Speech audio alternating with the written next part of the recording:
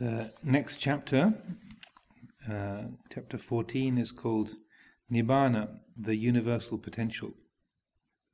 And the Pali of this section reads, Yato chakome bhikkhoe imesu chatusu aryasa chesu evanti parivatang dvadasakarang yatabhutang jnanarasanang suvisutang ahosi atahang bhikkhoe sadevake loke samarake sabrahmake sasamana brahmaniya pachaya sadeva manusaya anuttarang sama sambodhing apisambhuto pachanyasing.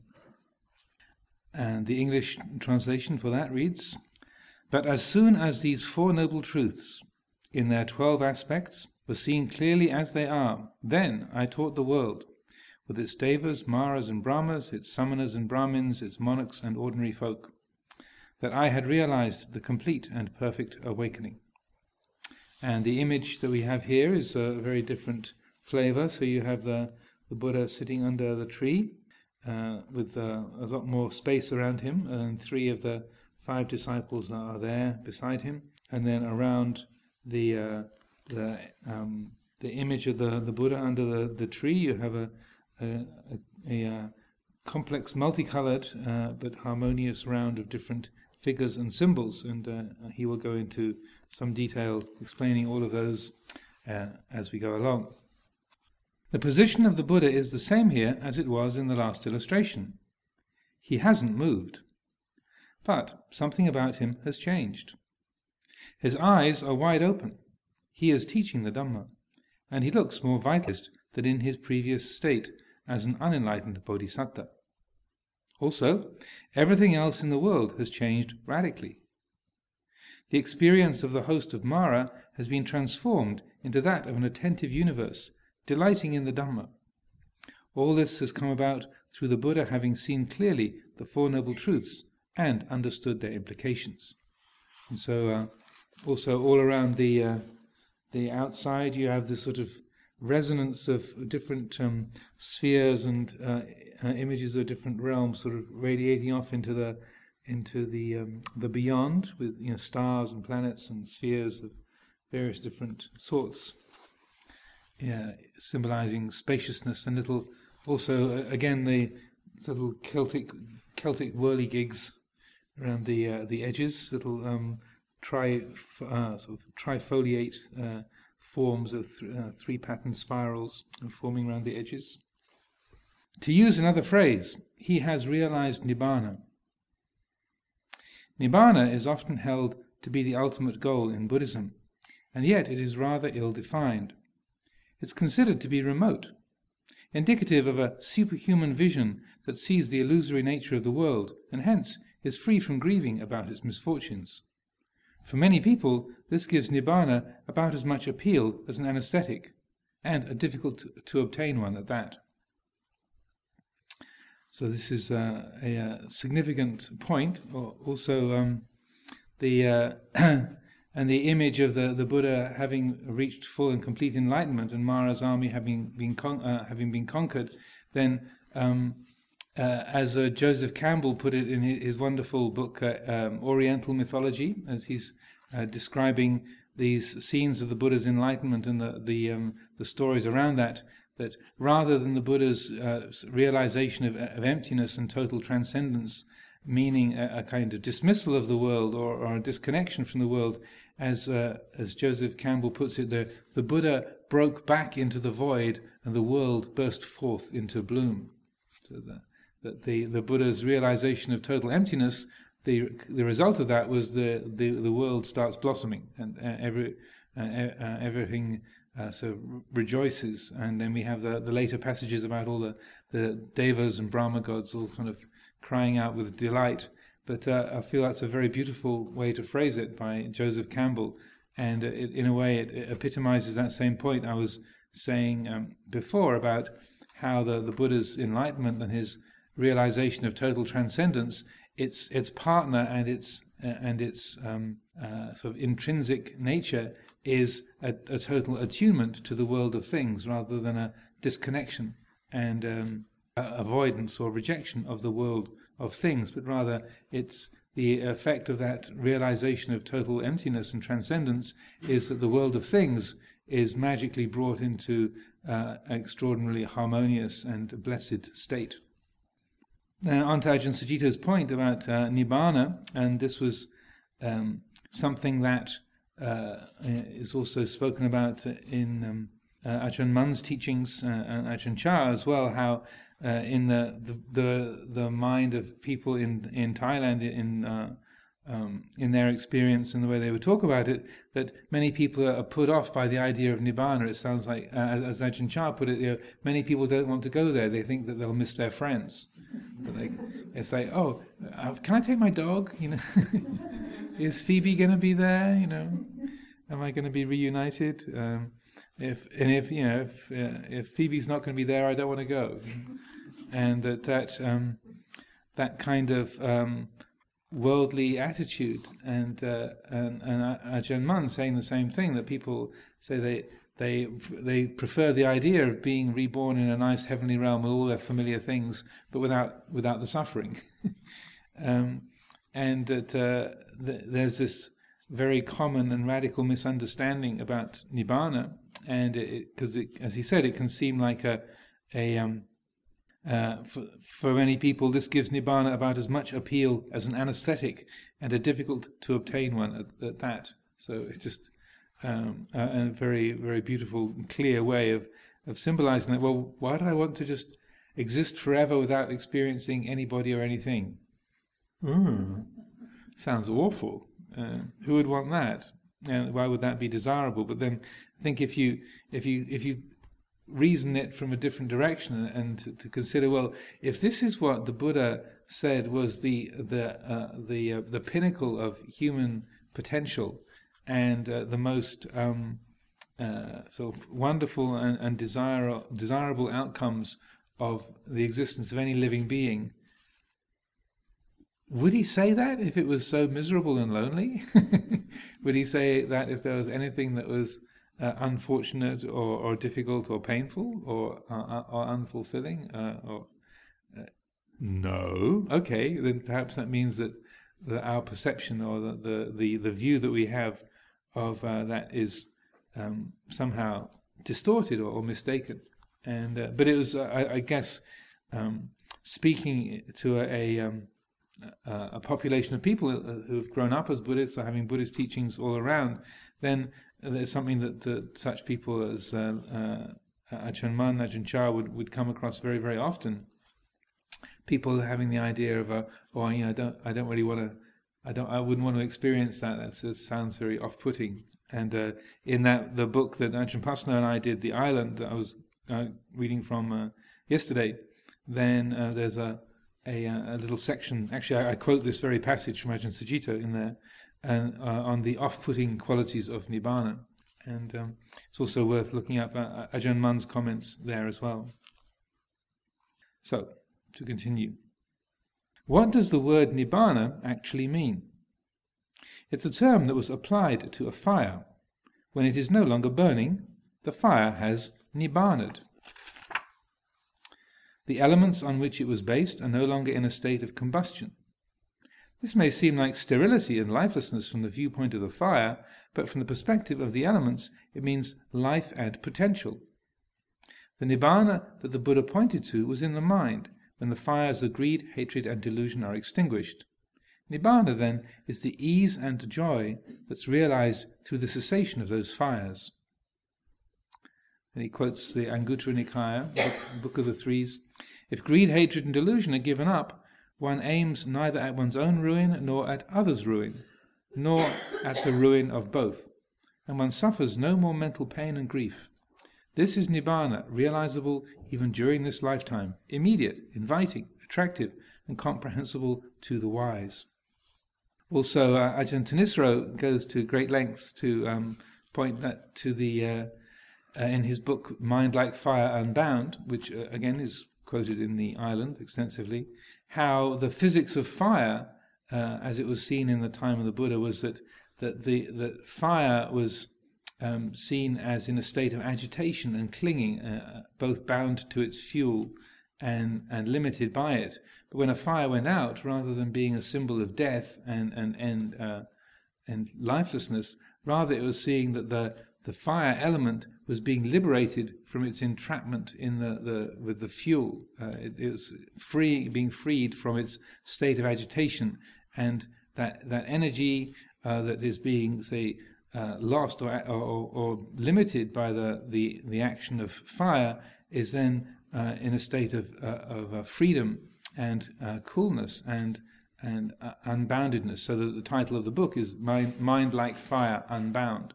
So it's rather than the image of a fire going out being one of death, it's in a sense it's the opposite. It's an image of liberation. Also, you'll remember the comments I made about how the Buddha was using language and symbols to deliberately go against a lot of the teachings and forms of other spiritual teachers of his time. So whereas a yogi would be aiming to build up tapas, which literally means heat, a sort of psychic potential seen as what you get through enduring austerities and ascetic practices. You build up tapas as a kind of spiritual tank of power.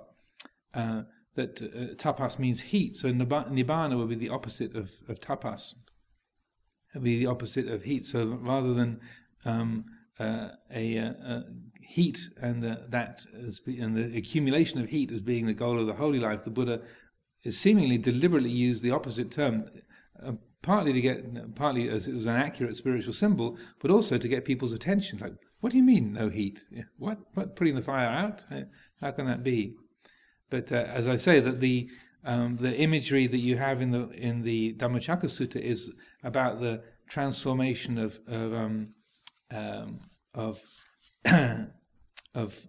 fire and heat into coolness and light.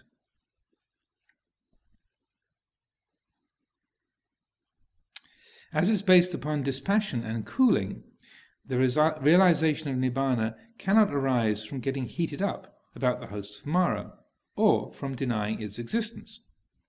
It comes from replacing the compulsive movements of desire and ignorance with mindful energy and insight.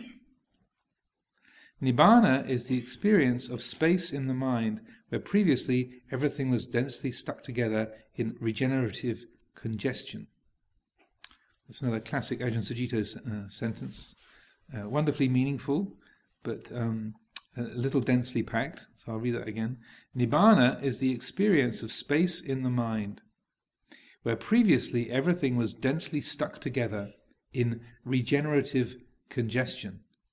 So, like in the previous image, where everything was crowded in around the Buddha as he's sitting there, so the host of Mara, the feelings of fear and aversion and desire and responsibility also crowded in, and then this wonderful term he's created here, regenerative congestion. So that crowdedness, but also that the things that are contributing to the crowding, all feeding off each other and supporting each other, greed, hatred, delusion, fear, and desire, and so on, all feeding and supporting each other and creating more of themselves. In that congestion, a self is imagined that, now and then, longs to escape from the oppressive host of inner voices, feelings, doubts, and desires. So, to one who practices insight, the idea that Nibbana is a selfish goal doesn't make sense. For the mirage of self evaporates as the fires cool. And the means of bringing that about is the selfless Eightfold Path. Essentially, the practice cultivates a purer and wiser response to faults and attachments than the counterattack or defense modes adopted by the self-view, as typified by the ascetic perched on the serpent of hatred in the last picture. Rather than fight the host or get away from them, you have to liberate the host of Mara from all delusion, from all the hatred and fear and belief that binds them with self-view. So another of the terms that the Buddha used to describe his own spiritual endeavor was that his intent was to break through to understanding, to liberation, through that quality of understanding. Thing, I will break through to understanding, just as a stone can break an earthenware pot, a raw clay pot can easily be broken with a stone. So too, it's my intention to break through to understanding. I'll break through ignorance with just like a stone can break a raw clay pot, an unglazed clay pot, and that the principle of working and dealing with the hosts of Mara, it's not by fighting against them, and not by pretending they're not there, not trying to sort of play the joker of emptiness. So you don't exist, you're not really there. All sankharas are empty, and pushing the host away by say taking grasping the idea of emptiness, and sort of pushing oneself away, or just switching off and pretending that they don't exist that way. But rather, as he says, you don't deal with them through counterattack or defense, because those are both me counterattacking, me fighting the host of Mara, or me walling myself off against the host of Mara, or me devaluing the host of Mara. That all of those are me doing something with that, so that the whole quality of subject and object are being cemented into a fixed state by that view. But rather, the host of Mara is defeated, is conquered by understanding, and in a way, even using terms like conquered or the terms like the battle with Mara, it's in a way that the Mara's host is defeated by the Buddha not fighting it. that he refuses to contend and to make Mara into the enemy. And so that's why you get this phrase that comes up over and over again in the teachings. The Buddha says, rather than I hate you, Mara, or get out of here, he says, I know you, Mara. And it's through that knowing, I know what this is, then that is sufficient. Doesn't he have to say, I know that you are just empty sankharas, or that I know that you're not really there, just I know you, I know what this is. And then the Mara's power is lost. And it's very interesting in that there's one of the main teachings on meditation that is frequently referred to and quoted is that the Madhu Pindaka Sutta, the discourse called the honey ball or the sweet morsel, and it starts off with a Brahmin finding the Buddha sitting meditating in the forest, and he's a professional arguer. Like even today in India, you get people who have this as a profession, that you get into philosophical debates as a sort of spectator sport, or you'd hire a couple of philosophers to come along to a birthday party or a wedding and sort of entertain the crowds with a good spiritual argument, and put two Brahmins in the ring and let them go at each other to kind of amuse and entertain and illumine people. So this particular Brahmin was called Dandapani, and so he sees the Buddha sitting under a tree and says, that must be the Samana Gautama. He's famous as a spiritual teacher. I'll engage him in conversation and show him up, and so that his philosophy is empty and how he's inferior. And so he comes up in front of the Buddha and says, I understand you are the Samana Gautama, you are the monk Gautama, and tell me, what's your philosophy, what's your practice here, what kind of teaching do you follow, and what kind of teaching do you proclaim to the world? And the Buddha says something along the lines of, I teach the philosophy of non-contention with anyone or anything. Full stop. So that then, as it said in the account, then the forehead of Dandapani forms into 3 furrows, and he clicks his tongue and goes off wagging his head and muttering to himself, because there's no answer to that, because he was looking for a fight, and the Buddha said, I teach non-contention. I'm not going to fight. And so Dandapani goes off, and so that leads to this the teaching which unfolds from that, when the Buddha goes back to the monastery and tells the Sangha there what he's just experienced, and how he says it's through attachment to the senses that this is the cause of all quarrels and argument and contention, why people take up weapons and sticks and swords and attack each other, and you have all of the troubles and strife and contention in the world. Then he went off into his kuti, and then the monks who were gathered there wanted to understand a bit more about it, so they went to ask Mahakachana, and the Mahakachana gave this very good description about, as he was the monk who was most expert in explaining in detail statements made by the Buddha in brief. And so the other Sangha members asked Mahakachana, what did the Master mean when he said that about attachment to perception? And he said, well, the way it works is like this, that when there is sense contact, when we see, hear, or feel, smell, taste, or touch something, then that contact gives rise to feeling, pleasant feeling, painful feeling, neutral feeling. What we feel, we perceive, sanya. So then that Vedana leads to sanya. So we perceive red, we perceive blue, we perceive loud, we perceive quiet. So even before there is any kind of naming, the mind categorizes the sense experience into sanya. Then what we perceive, then we think about. Sanya leads to vitaka, to thought. We say, that's red, that's blue, this is white. We give it a name. And then there's the conceptual thought. Vitaka means thinking, so that then, oh, that's dark red, or this is blue. There's not just a perceiving of what it is, but then the conceptual thought wades into it.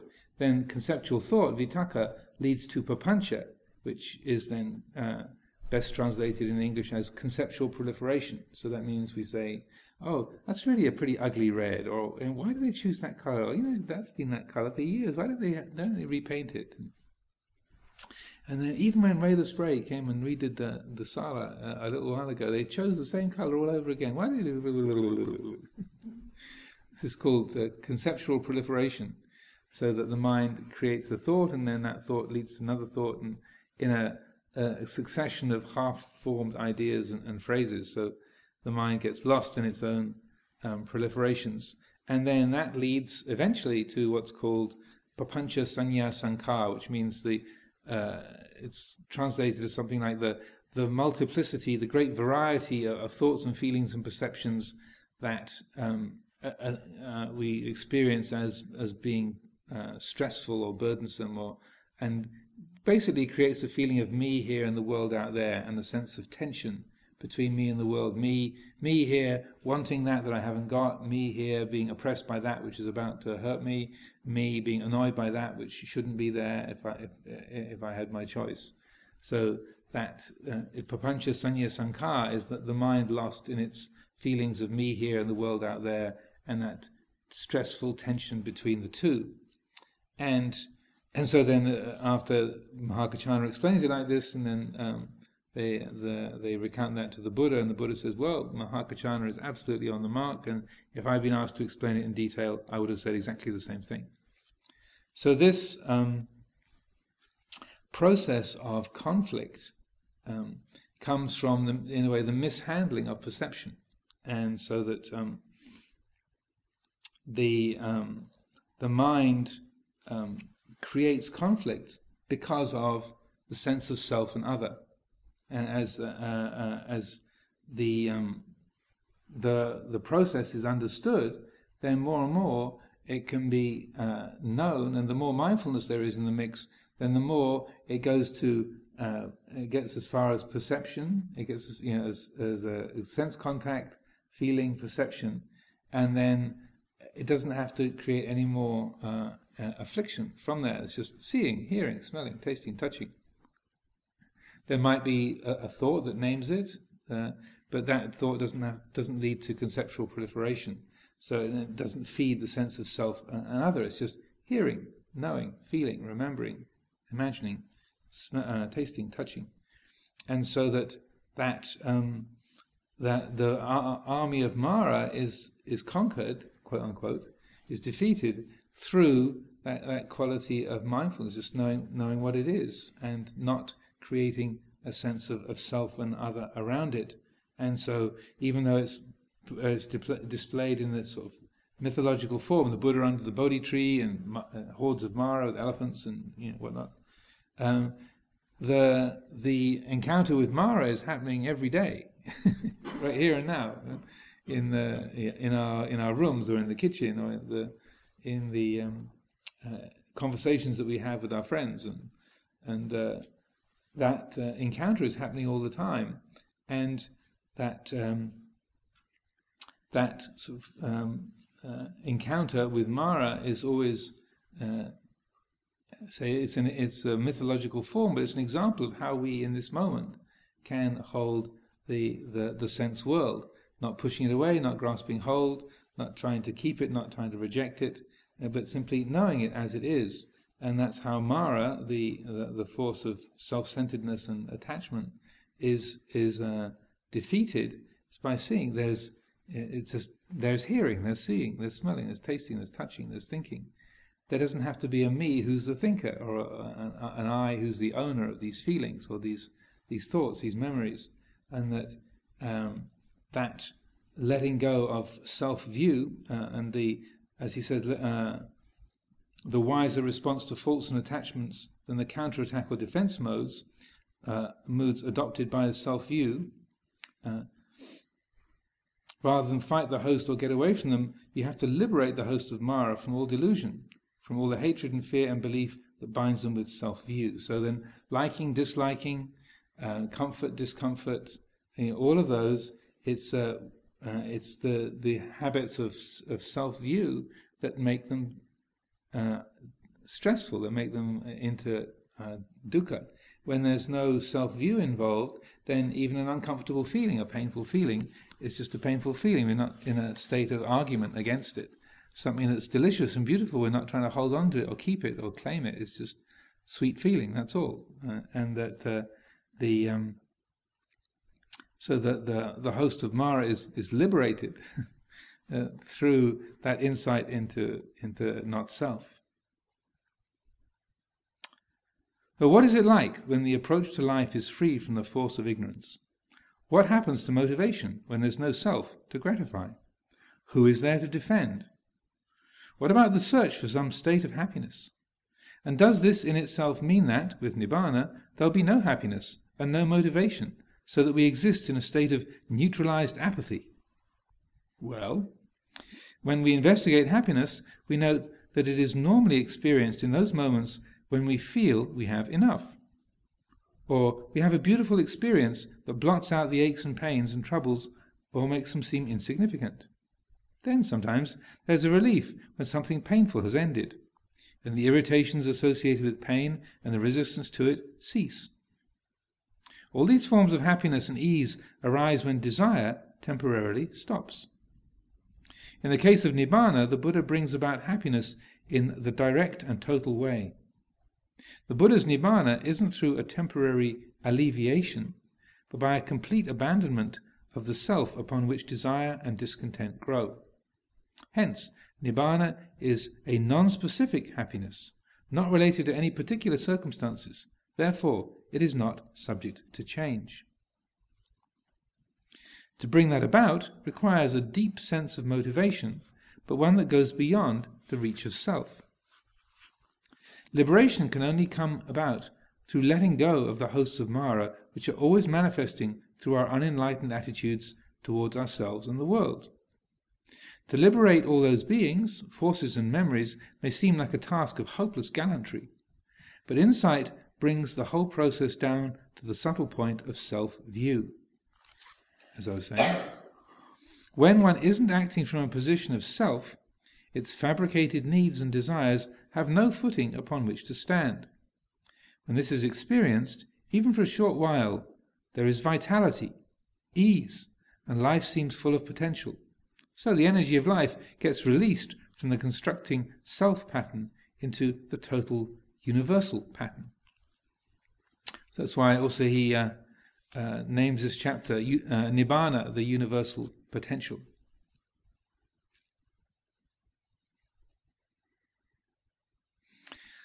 The serpents of ignorance and desire. Now he's talking about the picture, as he has. So in the previous one, you remember we had our favourite black and red serpents curling around, full of their knotted forms.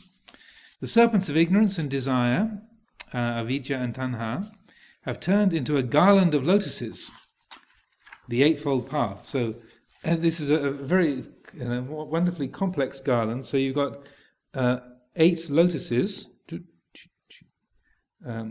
gathered around, and then in between the lotuses you've got other symbolic motifs, but the 8 lotuses are there with different symbols within them, different hands and different forms within the lotus blossoms. The serpents of ignorance and desire have turned into a garland of lotuses, the Eightfold Path, woven around the Four Noble Truths. Radiance pervades the world system, here depicted by many planetary forms. These represent every permutation of the external and internal worlds. Every person, every individual quality or form that is held as having separate existence. Here, the worlds are seen as part of a totality. Their separateness has blended into a pattern. This, rather than uniformity, is a useful model of the experience of individuality in the context of not-self. Rather than eradicating what is individual and particular, Dhamma practice allows us to experience a changing uniqueness, because life is not held within compulsive self-patterns. Then all personality and separateness can be seen and respected without attachment, and it all fits together. Our apparent identity is one of being a localized experience of the changing universe. In fact, all harmony, all true fitting together without force, is dependent on some practice of not-self. Notice what such harmony in life actually feels like. There's space, buoyancy, and potential in that feeling. Yet we can only experience that by understanding and letting go of our own attachments and views, not through being with harmonious people, quote unquote. So perhaps a good example of that, as he says, all harmony, all true fitting together without force is dependent on some practice of not-self. So a good example is, say, people playing together in an orchestra. So many different people playing their instruments, and everyone's got their own instrument, everyone's got the music that they're playing to, but they've got to be listening to everybody else. If you're playing the violin, you've got to be listening to what the other violins are doing. You've got to listen to what the rest of the orchestra is doing, what the timpani drums are doing, or what the brass section are doing. And you've got to keep an eye on the conductor. And so that harmony and what makes sort of lively music rather than just mechanical music, what makes it really alive, involves a certain amount of selflessness. And just, we don't have musical instruments here, but we chant a lot. So if you're chanting together with other people and you're just fixed on your voice and chanting it how you know it should be, you're guaranteed to be out of tune with everybody else. The way that you chant in tune, the way you chant together, is you listen. The primary thing is not you're not paying attention to the sound you're making. The first thing you do is you listen for the lead voice. And it's by listening to the lead voice, then your mouth will go to the right pace and the right pitch. That's how, in a perfect world. Some people are chronically incapable of doing that. Mentioning no names, but that's how we chant most harmoniously together. And it's the same with music, as I understand, is that if you're playing a musical instrument in an orchestra or a band, if you're fixated on what you're doing and you're not really listening to the others, or you're listening to the others is secondary to what you're doing, then your very effort to focus on your thing and that fixation will necessarily bring you out of tune, out of alignment with others, either by pace or sound or some other way. And that when people describe the experience of a piece of music working most perfectly, and that everything comes together in the most ideal way, it's almost always there's some element of self-forgetting, like losing yourself in the music. As they say, I mean, not that I've spent a huge amount of time reading descriptions by musicians, but when you do, then often it's this kind of an experience that they are not people. They're not thinking of where to put the fingers. They're not even really thinking of the music. They're so totally fixed and attuned to the moment that and trusting that their hands know where to go. That then. And full with the rest of the group, then the group has its own sound. The orchestra creates its own life, and so, and often when people say, "Oh, I don't know where did that come from," although that was that was good. And as soon as you try to do it again, then to replicate that, of course, it doesn't really work in the same way, and because it's almost that unexpected or that unforced self-forgetting, but total concentration as well. That's what brings forth the most alive and say most vital and most the spirited and beautiful piece of music. There's a movie, I think it was called Shine, about a pianist who had a lot of mental difficulties and was quite emotionally fragile, but he was a very, very gifted pianist, and he was studying at, I think, the Royal College of Music in London, or one of the music colleges in London. And in the film, it's a biographical film about his life, and he's a music student, and so as part of their examination, they have to perform a particular piece. And he's a pianist, and he chooses Rachmaninoff's Third Piano Concerto, which is, I think, generally regarded as sort of the Mount Everest of piano pieces to play well and with full force and to carry it off. And so his teacher, I think, was discouraging him, like, well, do you realize what you're taking on? Or this is really, you could easily be out of your depth here. But anyway, he prepares it and practices it, and then when they depict him performing it for this exam, what I thought was very, very skillful. I was watching this on an airplane flight, I think, as it was a small screen event, but. It was very brilliantly depicted, because what they did was that as he's absorbing his mind into the piece and it's sort of rolling along in this great, sort of powerful, magnificent piano concerto, it gets quieter and quieter and quieter, and then the music disappears, and then you can just hear his fingers striking the keys, and then even that disappears altogether, and there's just total silence. It's very rare in a film that you have complete silence. But they carry, as I remember, they carried it all the way through. So you have this young guy with hair flying and sweat kind of bursting around all over the place and hands clouting the keys. But it's total silence, representing his internal experience, even in the midst of that magnificent piece of music that is representing that utter attunement to the music and the instrument and the moment, that there was... the felt sense of it was total silence and composure. So that is also, it's not just in music. That's just one example, but I think you could probably find it in other places as well. Obviously, in the meditation hall, that when you're not expecting to have a really good sitting, and then you sit down, and then everything just comes together in a perfect way. Everything stops. In a perfect way, and then there can be that same kind of quality of perfect attunement and realization, where you're not trying to hang on to anything, you're not trying to push anything away. The mind is clear, awake, and totally alive and totally peaceful. But then, of course, as with say the musical example, then you can easily come to the end of that sitting and go, "Wow, that was great!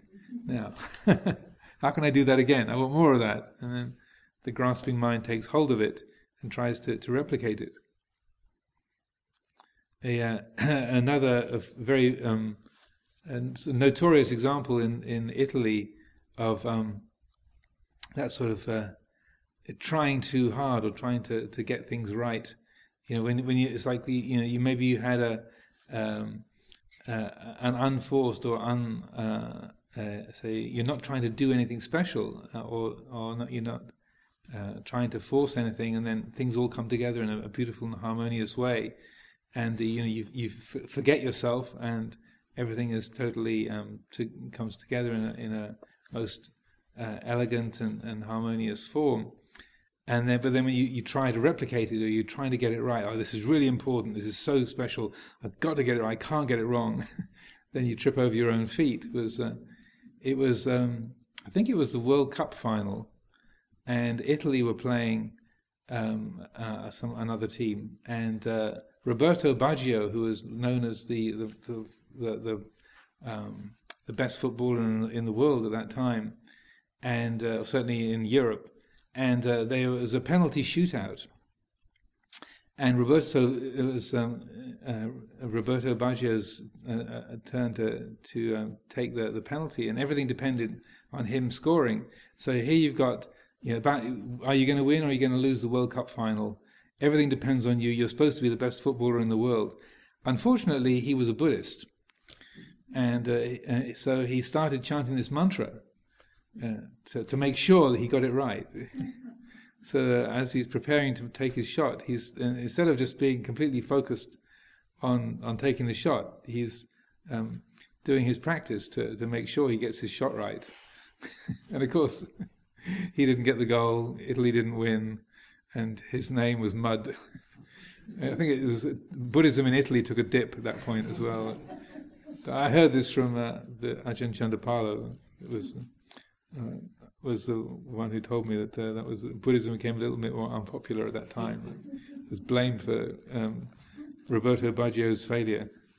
But we all have our own example. It's so important. You got to get it right. It's so special, and you want to make sure. And so then you trip up over your own feet. You kind of or in the monastic monastic realm, this is the kind of thing where you're about to begin a 10-day retreat with 100 people there, and you're opening the whole event. You kneel down, you light the candles, the incense, and then you're supposed to start the chanting, and you can't remember how it begins. Everyone's expecting you to lead the chanting. You've done this 10,000 times, and everyone's focused on you, and then how does it begin? What's the first word? I can't believe I can't remember. This is ridiculous. So then, if you're wise, you turn around and say, "How does it start?" Yo so, Ajahn. Oh, right. So then, usually in the West, you have everybody's sympathy, but it can easily happen. So that self-forgetting, which doesn't mean carelessness, but letting go of the fixation on self, is the key. And as you said, we can only experience that space, buoyancy, and potential by understanding and letting go of our own attachments and views, and not through being with, quote, harmonious people. So you can't just create a nice situation or go to a place where I will be harmonious, or like going to that desert island or that beautiful resort that you've found in the travel brochure. Okay, I'm going to go to this spiritual place and be spiritual. My experience of that is that you end up being very disappointed because you're there as well. So when you see it in the brochure, or you hear about it from your friends, it's really great, it's a really spiritual place, and unfortunately you go along as well, and so then that tends to obstruct the the spiritual quality of it is, oh dear, I'm here.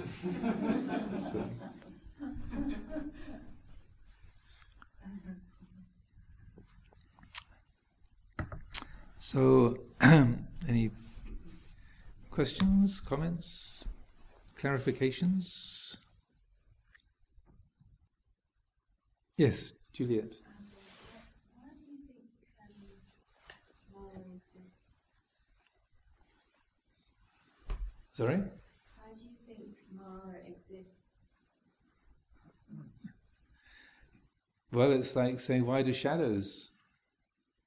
Because there's light, there are shadows. So that one of the four imponderables that the Buddha described, one of them is the ultimate beginning of things,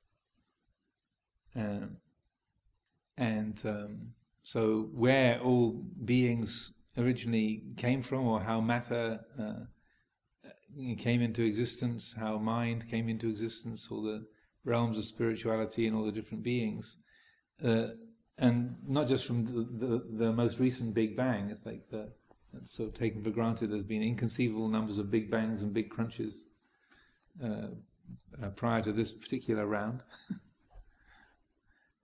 So that the Buddha's teaching never speaks about the ultimate origin of things. It's inconceivable. The thinking mind can't go there. But in terms of our own experience, that because of our birth, because of having a body, having a mind, then Mara as death, that's a natural result of life, of birth. There's got to be death. It's intrinsic. Just like if you have light, then you have shadow. They go together, and then the depiction of Mara, or the presentation of Mara as a living entity, as a sort of separate being, you can take that as a characterization. It's like, in a way, it's like the voice of our self-centered habits and the compulsions that come from our animal ancestry. Because we carry with us all of the remnants and resonances of all of our ancestors, right back to the blue-green algae, from the warm tide pools, of a few billion years ago, or at least 1 billion years ago, and so that those impulses for life, even if you look at a single-celled thing like an amoeba, that they are attracted towards food, they avoid danger, they want to multiply. So that even at a monocellular level, we've got fear, the desire for food, the desire to replicate, the fear of danger, and so that we as human beings, we're a little bit more sophisticated. We're not exactly monocellular, but still a lot of our lives revolve around, can I eat it? Is it going to eat me? This is mine, back off. That's yours, I want it. Or can I mate with it? Or does it want to mate with me? And if you just read a newspaper, it's those same concerns that are there in the kind of plankton level life. It's mostly what we are taken up with, and so Mara is like a characterization of that. The self-centered habits of protecting me and mine, getting what I want, protecting my space, and the sort of subtle and coarse sort of spectrum of those feelings, and based around, I am an individual separate from everything else. There's me here, there's the world out there, and I want to keep mine, and I want to, the bad stuff I want to keep away, and the good stuff I want to get hold of. And so, in a way, Mara is a description of that force, that makes that seem totally real. And then the whole depiction of Mara as a sort of physical entity or an individual being, which very much does come across in both in the suttas and also in the mythology. But as I say, he's almost always depicted as a kind of music hall villain. Like, ha! I'll get him this time. Ha ha! Mara plotting and then being foiled again. So Mara does have a presence, but also is that kind of pantomime villain, Dick Dastardly, with a curling moustache. And so that there is that tone within the scriptures that it's serious, but it's not serious. And then oftentimes people say, but does Mara really exist? I mean, is there a real Buddhist devil like that we should be afraid of? That there's a real person, a real being, a real entity. And there's an incident that I read about. It was on a different theme. It was about this students of a Tibetan Lama, and they were this particular series of teachings, and the Lama was giving this long set of teachings about the 21 Taras. Like Tara is the female embodiment of wisdom, and so this student asked. It was a very serious European character, and so was very much riddled with doubt, because there are all these pujas dedicated towards Tara and making offerings and visualizations, but the student was really tortured with this doubt, because he said, I can't. I really want to be a good student. I really want to follow your teaching, but I can't get over this stumbling block of Tara. Does she really exist, or does she not? If she really exists, and I'm very happy to do all the pujas and chanting and offerings, but if she's not really there, then I can't get so sort of involved or so enthusiastic. I can't see the point. So, please, Rinpoche, please, once and for all, can you? Because by listening to the teaching, it seemed to be very ambiguous. That sometimes you're saying Tara is just a symbol, is just an aspect of your own mind, or sometimes it's talking about Tara as this definite entity. And so then this young fella says, please, Rinpoche, once and for all, please tell me, can you, Tara, does she exist or does she not? And so then apparently the Rinpoche went very quiet and thought for a moment, and then looked up and said, she knows that she's not real.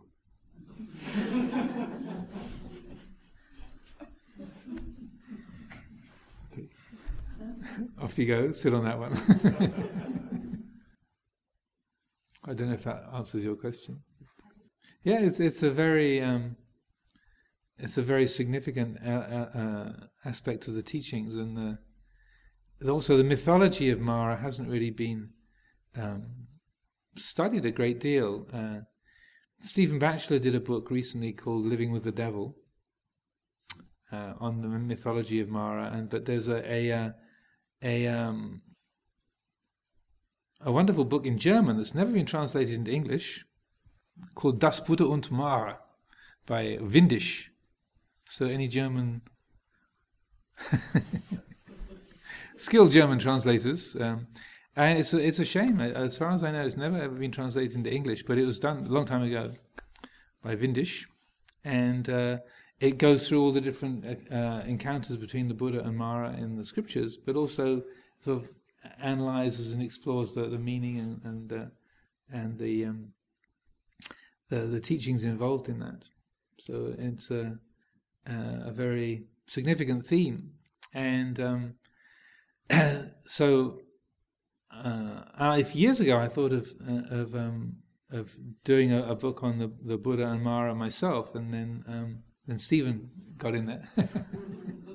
So I thought, well, there's no point replicating all of that. So I decided to do to write some stories around that theme. So I wrote one of them, and because there's 5 Mara. According to Buddhist mythology, there's 5 Maras.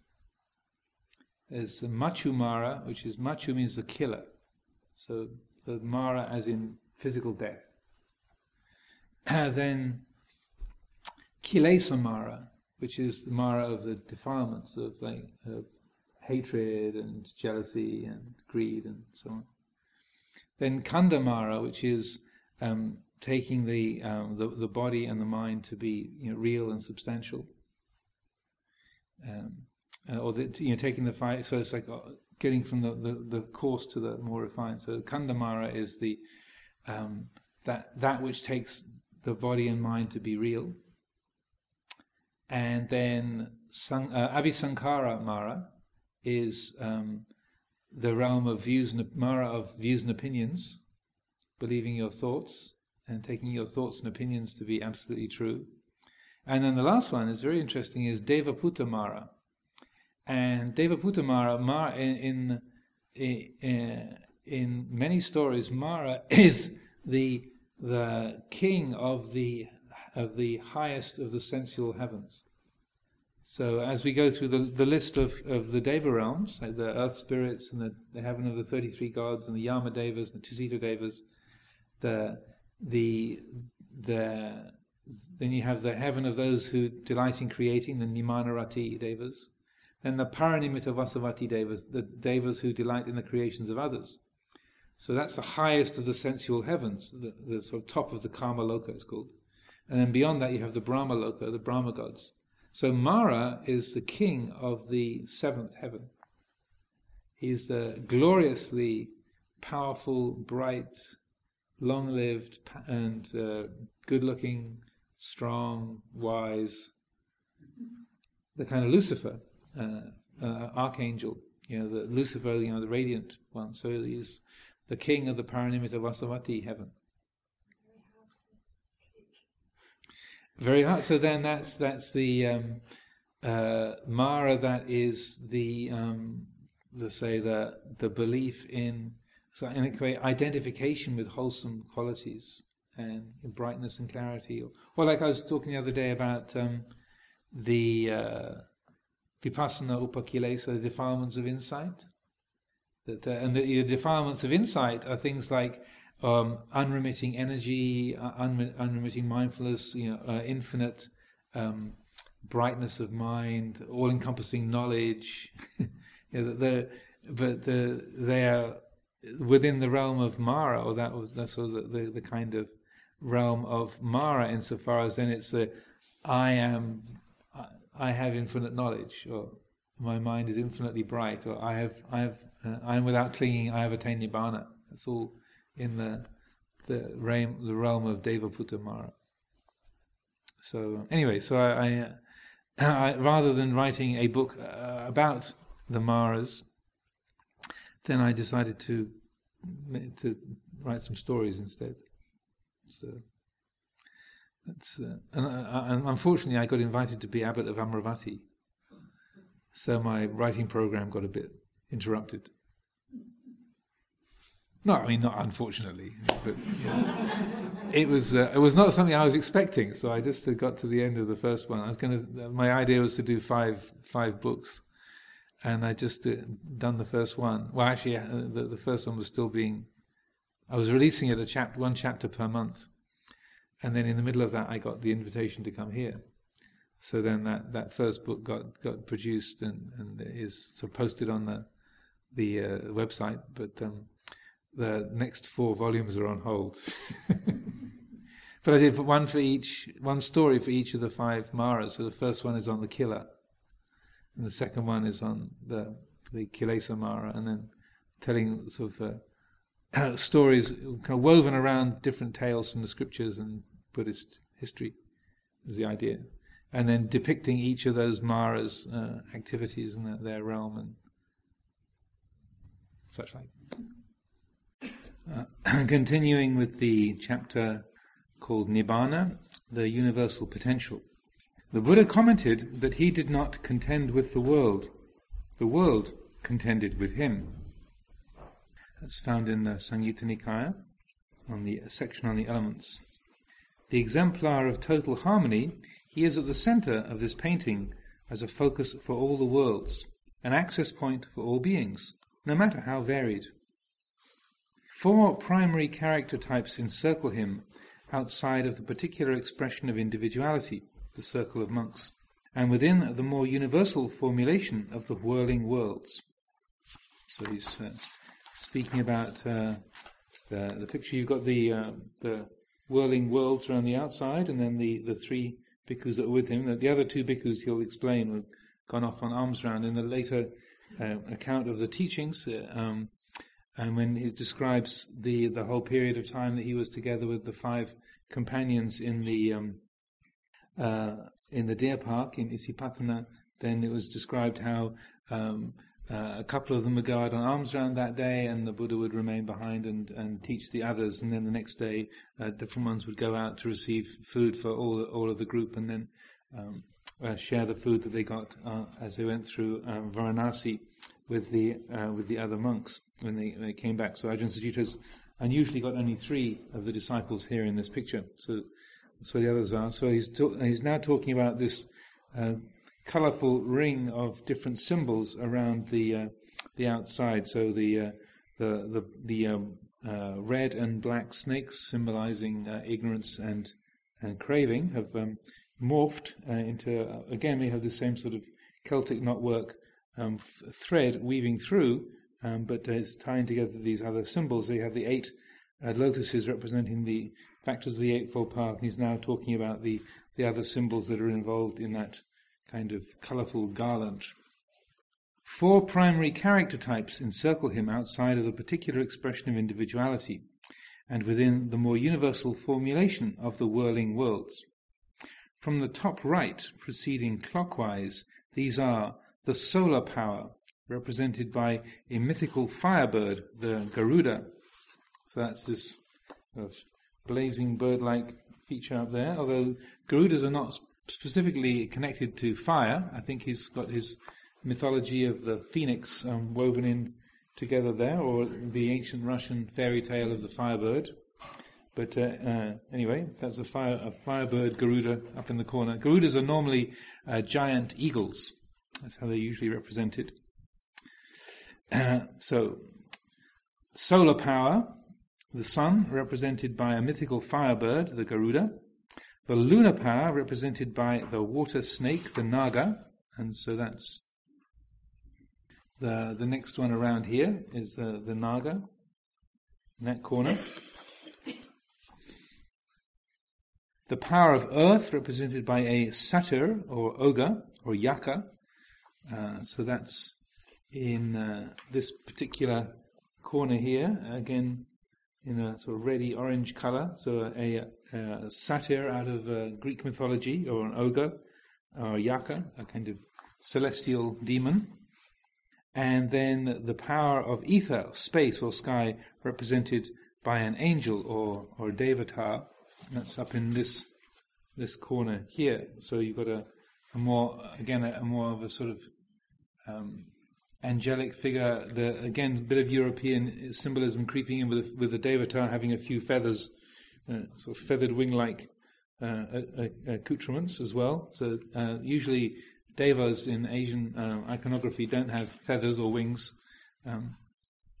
They fly without them, but this is the whole theme we have here is of sort of Eastern and Western mythic forms meeting each other. So the Garuda morphs into a phoenix or the firebird, and the yaka has certain resonances with the satyrs of Greek mythology, and then the devas have got a few feathers and of a white garb and sleeves and such like, so that the imagery is of the 2 different worlds as they meet each other. And then those also the 4 great kings, the 4 guardian deities that we'll come across in the realm of the 4 kings when we get to the section on all of the celebrating devatas. The realm of the 4 great kings, the Chatu Maharaja Loka. Then the 4 guardian deities, they are supposed to be, one is the the king of the earth spirits, one is the king of the nagas, one is the king of the yakas, and the other is the king of the celestial musicians. So there's something of a match there, that you have those four sort of particular domains, and so that when we chant the verses on the 28 Buddhas' protection, then we actually recite the names of the four guardian Maharajas. Purimarisang Dattarato Dakinena Virulako. So Virulaka is the king of the Nagas, and Dattarata is the king of the earth spirits, and so on. So that they contain the names of them, and also the realms that they are in charge of are sort of listed in that particular protective verse. So then Ajahn Sucitto carries on. Normally these exist in opposition to each other. Garudas attack and devour Nagas. The conflict of these two refers, in one sense, to the cyclical drying off of the rivers by the heat of the tropical sun, and, in another sense, to the discord so often experienced between the rational, solar, and the irrational, lunar aspects of the mind. The rational has the capacity to remove phenomena from their context and sees them in an abstract light. A rational mind can classify a parrot as a bird and study its characteristics to develop principles about birds, feathers, and flight. However, it sees a parrot as separate from its tree, its habitat, and the creatures that prey on it, and puts the parrot on a perch in a cage in order to look after, quote-unquote, the poor brute. The irrational flows along with the rhythms of nature like the moon and the water.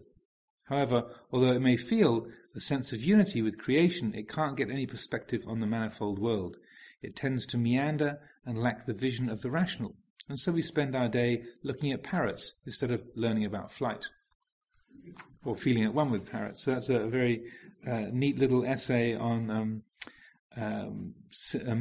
mythical symbolism and how it maps onto our psychological world, which people like Freud and Jung and Joseph Campbell and others have spent huge amounts of page space encouraging us to understand. And the also, as I was saying a while ago about the role of Greek theatre, it wasn't just Freud who made up the idea of symbolism of the different archetypal forms of heroes and villains and tragic figures in Greek mythology and Greek theatre, but rather that was part of the intent. And so I am told that the theatres, the Greek theatres, were next door to the temples, so the theatre actually operated as the psychiatric unit.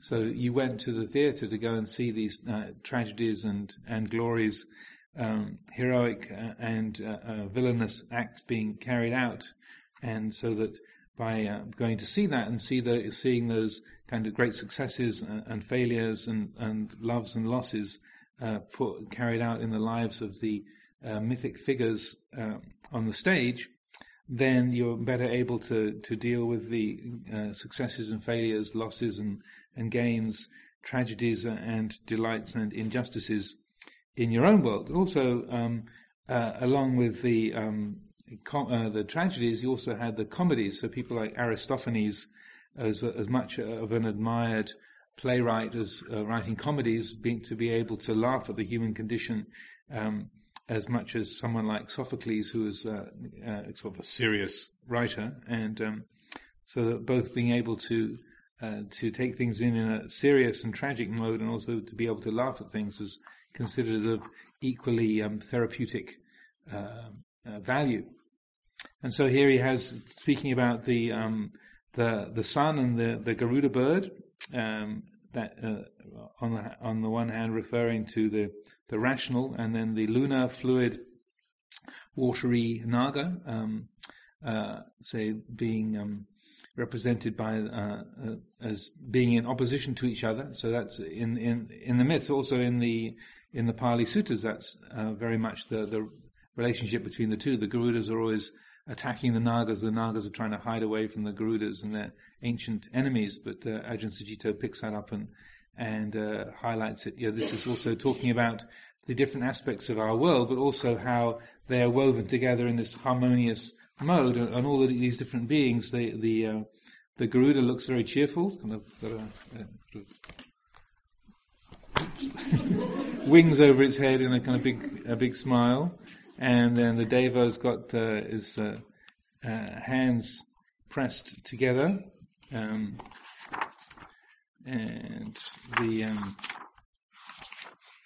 it's not terribly clear how the Naga is arranging itself, but it looks at least in a sort of harmoniously formed loop. With also, it's got the phases of the moon arranged around the Naga. That there's the moon from its dark to its light, its full to its dark phases arranged around the Naga there. And then you have the Yaka with the hands in Anjali, and also the Devata similarly with hands in Anjali. So all these different elements, earth, water, fire and wind, and the four great kings on those realms that they represent are all in a state of reverence and harmony with each other. The earth characteristic here is also irrational, instinctive and spontaneous rather than intuitive and cohesive. It is characterized by its separateness. It is lumpy and fixed, yet occasionally volcanic, and giving little warning of its vast upheavals. On the psychological level, the satya represents a disruptive element in the irrational realm. It's the urge of spontaneous creation, the force that does not conform and flow according to generally held feelings. So it is in opposition to the cohesive water element, either blocking it or being eroded by it. Their conflict is just like the emotional conflicts between men and women. So again, speaking of these, using these different symbols and forms, the elements, earth and we have he's got the water element again being sort of represented by maybe he's referring it to the Naga there, which is he was referring to in terms of water. But it would be more. In a way, he says it's like conform and flow according to generally held feelings, in its opposition to the cohesive water element. So he's representing earth as in opposition to water there, but it's also ether has not been forgotten, and we get onto that in the next paragraph. So also making sweeping statements about the emotional conflicts between men and women. Or the polarities, it's more than can be covered in a single paragraph, as everyone is very well aware. But also, in a way, the effect of the enlightened state is alluding to the way these contrasting or these complementary elements can, even though they're very different, they can work in a harmonious relationship with each other. So then it carries on. The massive substantiality of earth is also opposite to the formlessness of the ether, represented by the angel of the next vignette. Psychologically, ether is the aspect of the rational that looks towards balance and the propriety of universal perspectives. In the overwhelming burst of Earth's spontaneous creativity, there's not much possibility for cool objectivity about what is right or is suitable. Earth's expression is in terms of what I want now, the way it feels for me. Earth is cool and mobile, but lacks immediacy. Everything is possible, but nothing ever takes form. Lacking form, it tends towards an indifferent passivity to the forces that can move through it. Hence its presence is also frustrating to the soaring drives of the solar intellect, just as diplomats are a nuisance to people with a sense of mission. So we're covering a lot of ground here. Also, in Greek mythology, you often get a contrast between Apollo, who is in a way represented by this sort of ether, even though Apollo is a solar god, the sort of rational, lofty, the view from above, that sort of Apollonian remoteness or aloofness, and then Dionysius, who's a sort of more of the satyr, the kind of three-quarters drunk, randy, guy jumping around amongst the grapevines, and the sort of overheated earth spirit, the Dionysian spirituality being carried out mostly through kind of drunken orgies and emotional release.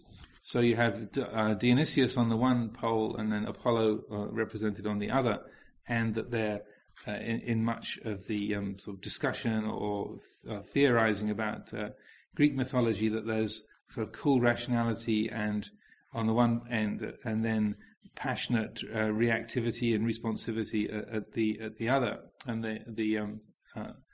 they are sort of seen again as sort of different elements of our being that work in relationship with each other. When such forces operate independently of each other, they create an assembly point for Mara's host. They become harbours for self-view.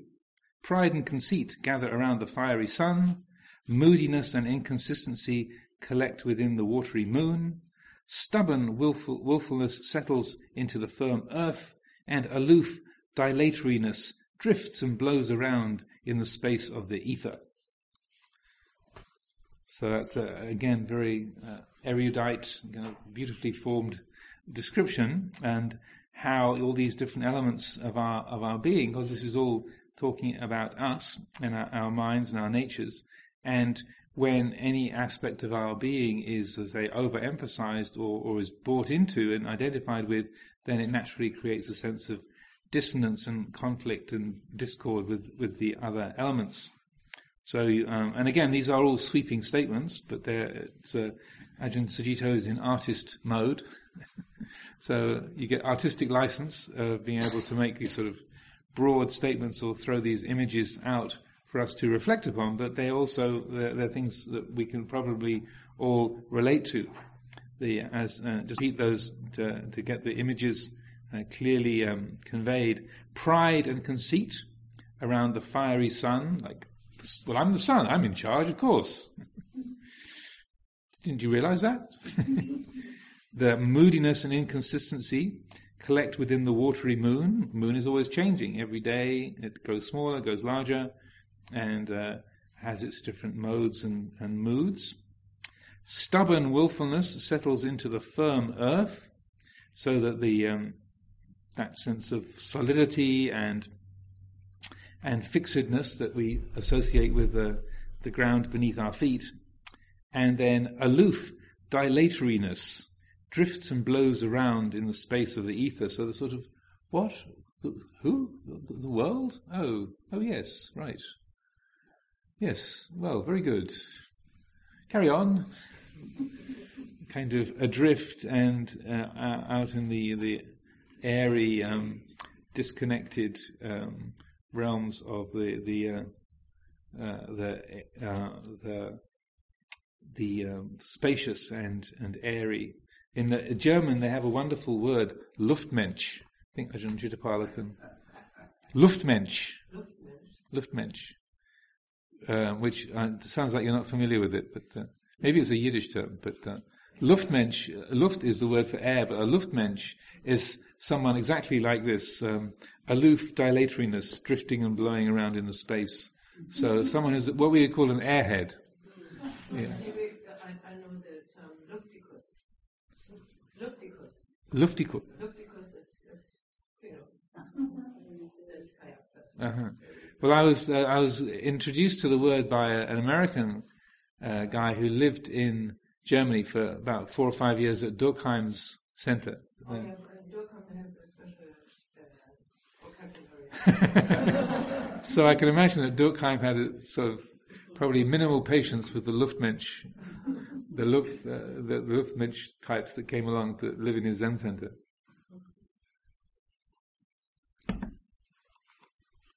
I mean, in the Germanic mythology, they have fixed gods, the goddess of the wind, Mm-hmm. so different characters. Yeah, the implication of Luftmensch would be someone who's sort of a space cadet would be another useful term. An airhead or a space cadet who's not quite tuned in to the physical. So, despite the great differences between these psychological characteristics, the Buddha mind is a point of harmony that they can all reach. We can all contemplate these energies whenever they manifest. The Buddha sees dukkha in taking a position of one against another, and he abandons this. Throughout his life, the Buddha spoke sincerely and compassionately to every kind of human being and non-human being, to yakas and devas and nagas, as well as fierce bandits, sophists, like professional philosophers, distraught widows and proud monarchs. Knowing the Dhamma, that all phenomena are only conditioned configurations of an unconditioned, he saw all these appearances as part of the way it is, and thereby did not make conflict with them. In this enormous act of faith, mindfulness and selflessness, the Buddha gives up any position in the conscious world, apart from to know it. This is Nibbana's cooling of desire and attachment, and in the internal psychological realm, it is the Buddha of our own mindful wisdom that allows characteristics to harmonize with each other. In the wholeness of knowing, there's room for the rational and the irrational, the spontaneous and the orderly. Then we can learn from life how it actually is, not from a fixed position of how we take it to be. So that's a wonderful description of, and also you have very well depicted in the painting. You have the Buddha at the center. There's a brightness radiating around him, and all of these different forces of the earth, water, fire, and wind, the sun, the water, the space, and the earth. These different elements are formed in this very balanced and well integrated pattern around him, and so that is pointing to this exact experience, again mapping onto our own individual conscious experience, that when the mind abides in mindfulness and selflessness, then those elements all naturally work in accordance with each other. As he says, it's the Buddha of our own mindful wisdom that allows characteristics to harmonize with each other. So then when there's mindfulness, then our rationality can work together with our spontaneity. Our Apollo can work together with our Dionysius, and our Nagas can get along with our Garudas. That fluidity and adaptability can work together with our resolution, and so on and so forth. It's also important in this respect that bringing together and harmonizing, it's not a forced or conceived process. It's rather like, if any of you are familiar with painting by numbers, I don't know if they still create those, like a picture where you have little areas of a board marked out with different numbers on, and then a large supply of paints, and each of the paint pots have got numbers on, and you paint by numbers, and then ta-da, you get the picture at the end. But it's really not very alive. And so you might get sort of things in the quote unquote right places, but it's not really a living representation. It's got no spark, no life in it. So similarly, in the balancing of these different qualities of our rationality and our intuitive nature, and so on and so forth, our earthiness and our airiness, that's not a sort of, let's have 4 units of earth and about 5.5 of air and a couple of fire, maybe 2.5 of fire. It's not Dhamma by numbers. It's not how it works, but rather when there is that self-relinquishing and letting go of self-centeredness, and there is true mindfulness and wisdom, then there is a natural adaptivity, and that we know when to be hot, we know when to be cool, we know when to move forward, we know when to be still, or to hold back. And you can't do it by formula. It doesn't work by formula. It only works by a conscious attunement to the present moment. Like I was saying yesterday about Roberto Baggio, if he just stopped thinking Namo Myoho Renge Kyo and just brought his attention fully into the present, then I suspect that his foot would have connected with the ball, and then Italy would have been a happy country that night. But of course, you can't rewrite the past, but that is so easy for us to do, that following a formula. Oh, this is what the instructions said. Well, the Ajahn said I should, or the meditation technique tells me I've got to do this and I shouldn't do that. And we can do a lot of meditation by numbers, but the result is always that, like painting by numbers, it's not really alive. And so that the best way, I would suggest, of say guiding our practice is through that. Say really taking refuge in the Buddha, taking refuge in awareness, taking refuge in Dhamma, in attunement to the way things are, and refuge in Sangha, that listening to that in the heart which loves the good, which say is able to unify with all things, and so that then that being just the act of being awake then helps the whole system to adjust and to adapt. So principle, I call it's a self-adjusting universe, that when, rather than me having to do something to get like that if there's enough mindfulness and wisdom, then our mind, our body, our perceptions adapt and adjust on their own without me doing something to get some fixed result. So carry on. When our aspiration is to realize Nibbana and to liberate all beings, we can reflect on all positions and archetypes.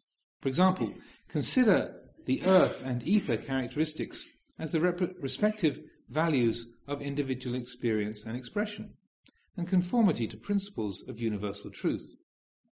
When these are mutually respected by a mind that is not attached to any position, then the individual is seen as enriching and giving meaning to the universal, and the universal as establishing a frame of reference for the individual. So, in a religion, if the orthodox established viewpoint suppresses the individual, the religion loses its immediacy and its vitality. But the traditional expressions of truth have to be respected to create a foundation for the individual. If this is not done, there is no common ground for dialogue or transmission through time. Worse still, each individual becomes their own cause and God, and represents a new tyranny of my way and my view being the only way. So this is in a way speaking about in some respects a sort of broader perspective on the religious principle and religious life, and the two basic elements that are always at work when particularly if you're operating within some kind of traditional system or formal religious structure, so as we are here. So there's two different kinds of faithfulness that are involved. There's faithfulness to our origins, where we've come from, faithfulness to the Buddha and to the teachings and the tradition and the scriptures, and to the past or to the ancestors who've come before us, all of the great wise beings, the nuns and monks of the 25 centuries since the Buddha's time, and being faithful to our origins. And then being faithful to the present, to the present reality.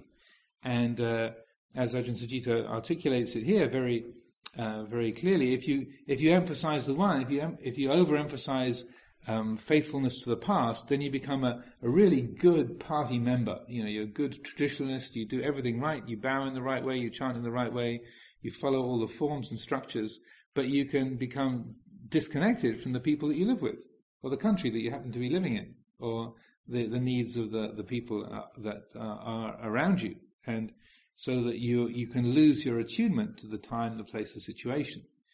The other way, if you're too faithful to the present and you dismiss the past and say, then you say, okay, we can just rewrite, we can just recreate ourselves. We don't have to be bound by all the limitations of what the Buddha said. We don't have to bother with the scriptures or the Vinaya or the precepts or the teachings. We can just be, right? That's what it's all about. Just be awake, and then toss out all of the past, and then which is great in principle. If everyone was an arahant, it would work fine.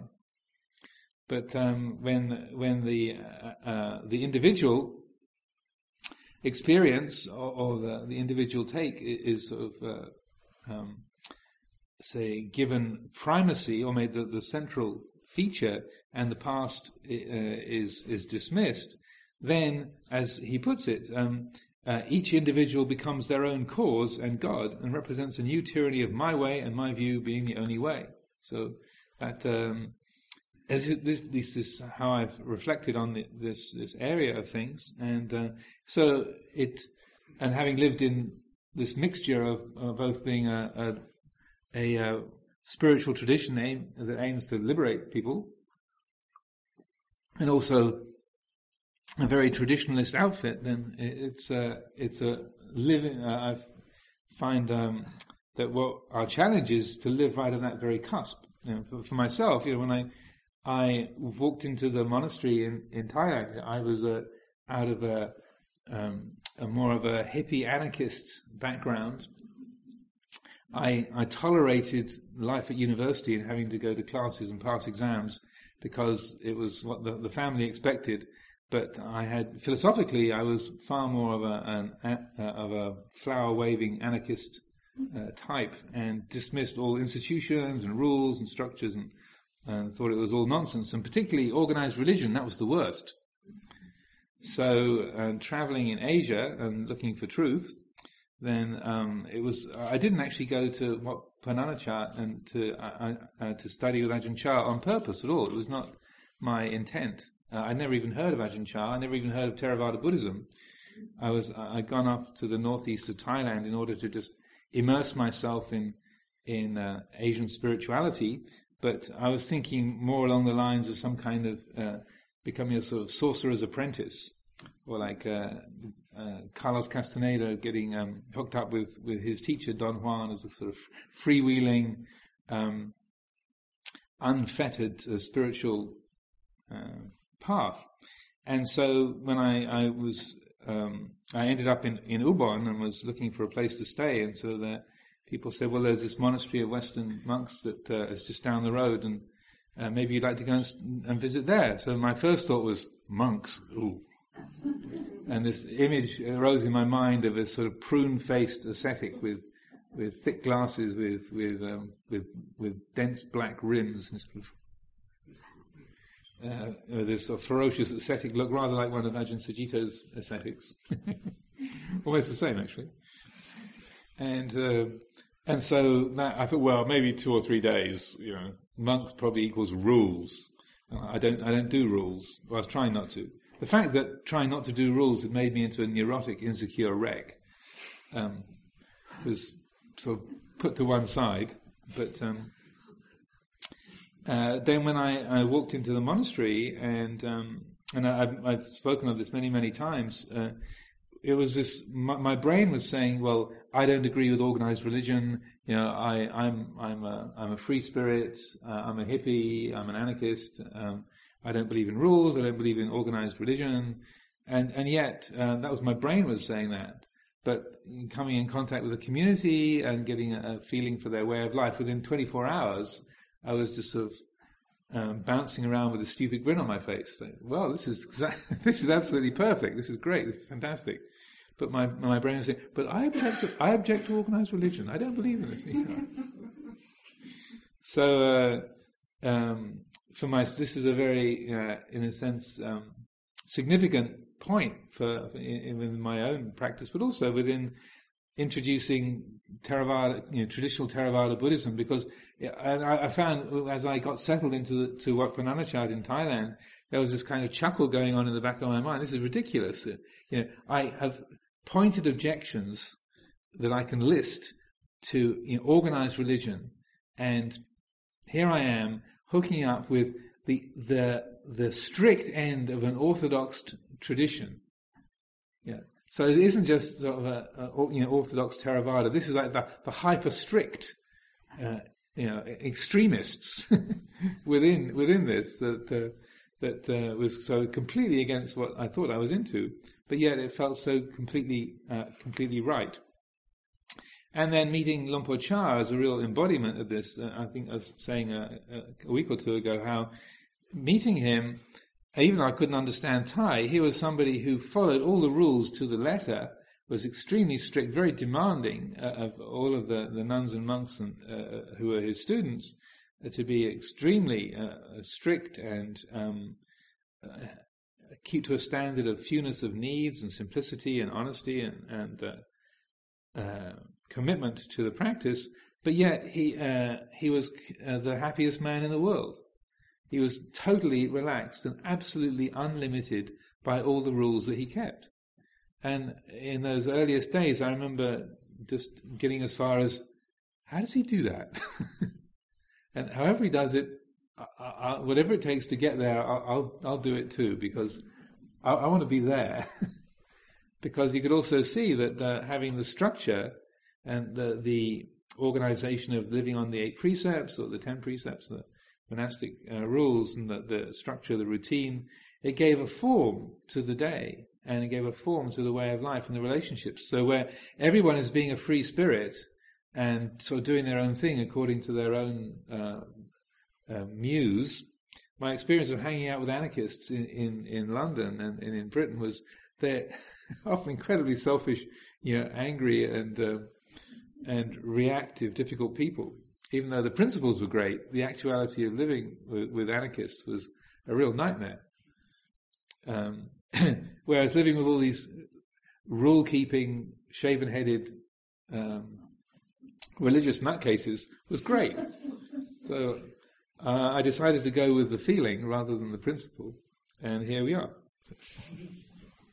So to carry on. Unenlightened beings cling to their views and perceptions.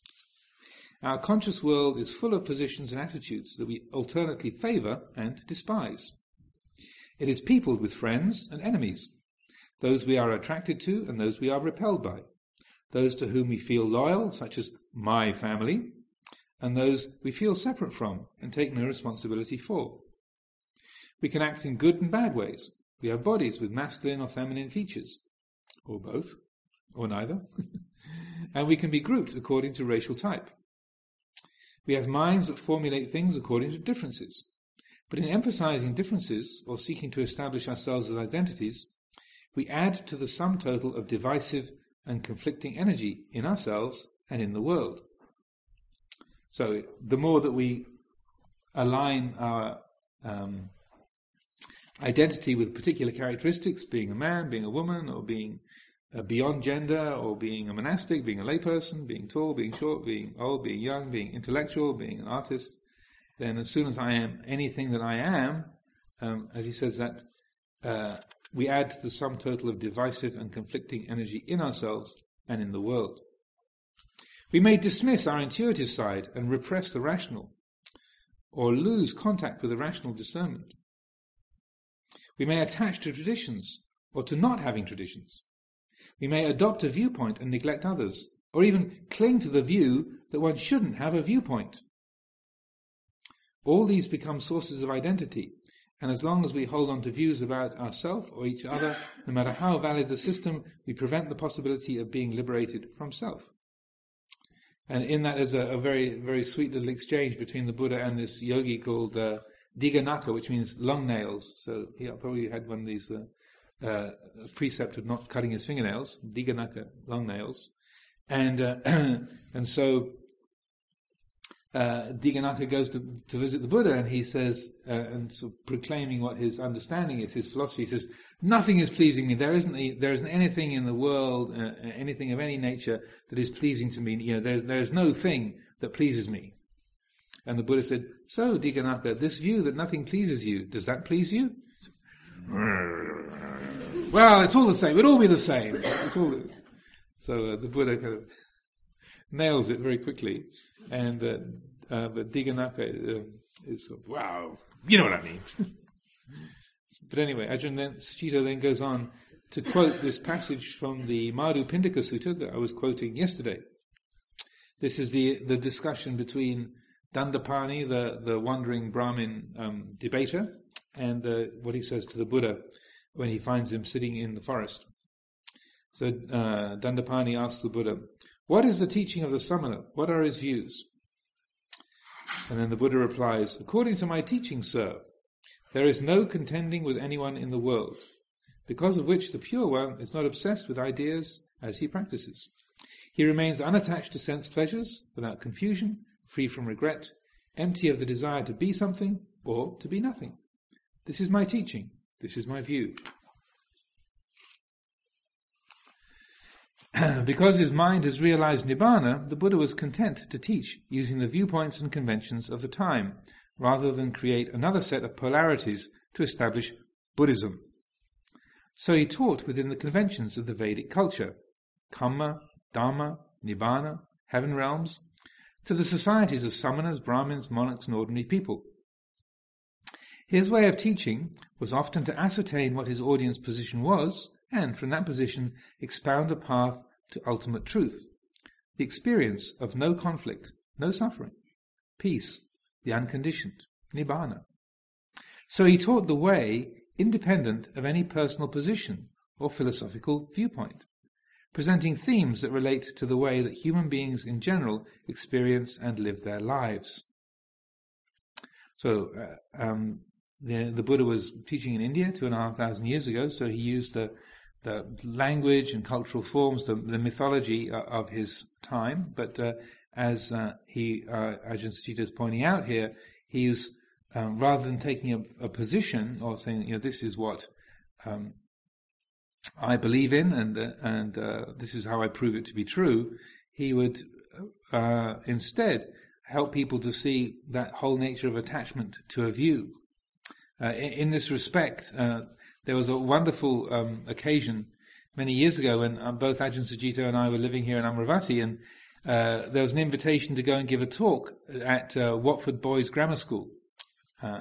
And Ajahn Sucitto went along to give the talk, and I was just sort of there as the sidekick. And it was one of those, we weren't quite sure what the arrangement was, just like, invited to go and to visit the school. And it turned out that the first thing on the agenda was giving a talk to the entire school assembly of about 700 pupils and all the teachers.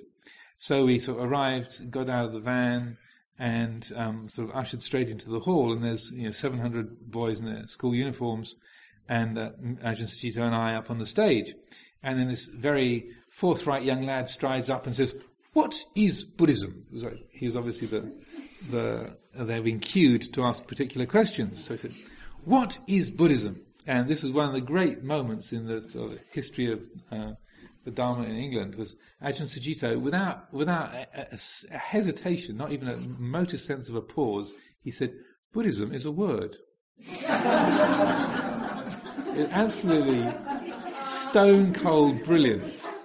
It's like one of those completely flawless moments of Dharma manifestation. So this young lad, like 10, 11 years old, strides up, "What is Buddhism?"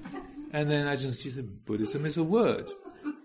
And of course, like yourself, people laughed and they said, Buddhism is a word made of two parts, Bud and ism. So the ism is all this stuff. Robes, shaven head, the traditions, the forms, that's all the ism. The Bud is your mind, and your mind's capacity to be awake and to be wise. So this is what Buddhism is. It's a word that refers to those two qualities, both the external features, the traditions and customs and the words of the teachings, and it refers to the essential quality of being awake. So there was this kind of, it was a long time ago. It was about 30 years ago now, about ish, somewhere back in about 85 or 86. 30 years ago now. So it was a long time ago, but it was maybe it had an effect on some of those lads that morning, because you could see, this isn't just Judaism is this, or this is what Muslims believe, or Hindus believe this is, but you could feel something get ratcheted up to a different level for a moment at least. So to just finish the last couple of paragraphs. The fundamental position that we can all reach is the basis of the Buddha's teaching. We all suffer, and nobody likes it. The nature of the human realm is that we are sensitive and affected by everything. Because of this, we tend to take positions for or against different experiences. These positions harden into the boundaries and habits of self. All that creates separation, loneliness, and conflict. Yet we all want to get off this one-way road going nowhere. And the wish to get beyond the self-view can bring us together. The practical effects of that must be for the welfare of everyone. Cultivating no self for ourself alone is by definition an impossibility. So the realization of Nibbana is to be shared, available for those who no longer want to be men and women, mothers and sons, summoners and lay people, Asians and Americans. When there is awakening, ultimately there is no position to take, no separation.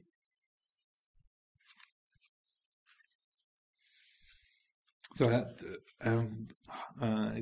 speaks for itself in many, many ways, and sort of wrapping together this whole principle of awakening, so that when the mind is awake, as he says, we tend to take positions for and against experiences, and those positions harden into the boundaries and habits of self. That creates separation, loneliness, and conflict. Me separate from you, and then me either in conflict with you, or wanting you, or wanting to get away from you, or having an opinion about you, or thinking about what your opinion about me is. And all of that tension, that's the papancha sanya sankar, in that Madhu Pindika, the discourse on the honey ball, the sweet morsel, that's the papancha sanya sankar, me here, the world out there, and the sense of tension between subject and object, this here and that there. But as he says, the practical effects of that must be for the welfare of everyone. Cultivating no self for ourself alone is by definition an impossibility. So the realization of Nibbana is to be shared, available for those who no longer want to be men and women, mothers and sons, summoners and lay people, Asians and Americans. When there is awakening, ultimately there is no position to take, no separation. So of course on the conventional level we have different people. There's different names, different bodies, different genders, different ages, different nationalities. They don't suddenly just all evaporate when there's insight, but in a sense it's changing the location of identity, so that if instead of identifying with a male body or a female body or an Asian body or a European body, then if instead there is taking refuge in awakening, then that awakened mind is aware of femininity, it's aware of masculinity, it's aware of Asianness or Englishness or oldness or youngness or comfort or discomfort. But that awareness is the same for all of us. It's the same quality. You don't get female awareness and male awareness. You don't get old or young awareness. It's the same. So one of the outcomes of this is when people bring their little babies here to get them blessed and so on. I always and I think people probably suspect I'm a little bit weird, because I'll talk to the children as if they can understand everything that I say. And I'm not sure what the parents think. But, I'll quite happily talk to a 3-month-old baby and say, well, welcome to the human world, good luck. Enjoy this bit while you can. And because, in a sense, that child is not they're not their body. The mind doesn't have an age. And that's how often do people say, well, I'm 63, but I don't feel 63, or I'm 88, or I don't feel 88, or or when we're younger, it's like, well, normally when you're younger, you tend to be a bit more identified with your age. But how many of us have that feeling of, well, technically I'm this age, but I don't really feel like I have any age. The mind doesn't really, and we know really the mind doesn't have an age. That's not who and what we are, but we fixate so much on what the body is like and how many wrinkles it's got, and so on, that we we make the age a very specific thing. So then, just to finish this commentary, in this illustration, the Buddha is beginning to proclaim the universal law that will balance out all the polarities of humanity. Seeing yourself as separate from everything else is an illusion. Acting away brings pain, restriction, fear, disappointment, dukkha. Listen to the world as it is and find the balance in your own mind. Find the place where there is no ignorance, no avoidance of the way it is. Abandon the desire that things be your way. For each one who does this, there will be harmony, serenity with the difficulties, and delight with what is pleasing. Such a balance will immediately benefit the world and provide the inspiration for others to cultivate the way. So as that letting go happens, and that and also when there's this balancing out of polarities, it doesn't mean to say the polarities disappear, but it's within that mindful awareness that all those polarities, all those differences are integrated, even though the great variety of the 10,000 things is still there. Finding the place where there's no ignorance and no avoidance of the way it is. And so when one does this, abandoning the desire that things be your way, then there'll be harmony, serenity, and a delight.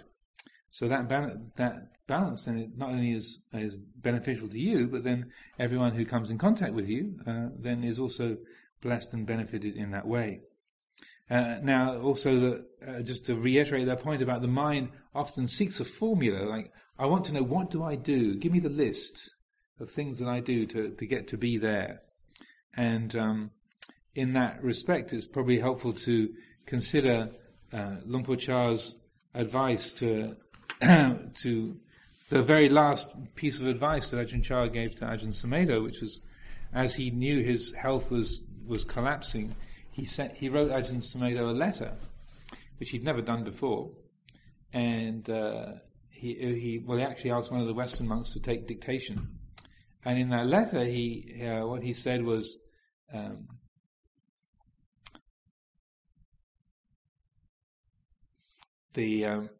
whenever you have feelings of love or hate for anything whatsoever, these will be your aids and partners in building paramita, spiritual virtues. The Buddha Dhamma is not to be found in moving forwards, nor in moving backwards, nor in standing still. This, Sumedho, is your place of non-abiding. So the mind grasps for, but Luang Por, what should I do? I mean, here we are, starting this new monastery in the West, and all these people, and all these kind of demands and issues and projects and problems, and please tell me what I should do. That's the common natural urge. And then rather than Luang Por Chah, not that Ajahn Sumedho had sent a request asking for that, but often you think, well, that's what the teacher tells you. The teacher's teaching you, tells you what to do. And so rather than Luang Por Chah saying, spelling out, do this, don't do that, and always do this, never do that, but just pointed to this, the place of non-abiding. The Buddha Dhamma is not to be found in moving forwards, nor in moving backwards, nor in standing still. That's your place of non-abiding. And so that quality of awareness, there's an element of risk there, or insecurity, because the usual props of, well, I am a man, or I am an intellectual, or I have got some qualifications, or I am a monk, I've got so many reigns, this is who I am, and that there needs to be a letting go of those worldly props in order to really be that awakened quality that is not attached or not defined. So there's a quality of risk or uncertainty there, but that it's only risky to the ego, to the sense of self, but it's at the same time it's liberating to the heart. So that brings us to the end of the chapter, and I think the next one is called Unshakable Freedom. But the plan is that I'll have 3 weeks of solitary retreat, starting from Sunday morning. So we'll give the opportunity to ponder these last 14 chapters worth of teachings and reflections, and we'll aim to resume the readings at the beginning of March. But if there's any particular questions or comments or reflections on what I was saying today, then please ask away, don't be shy.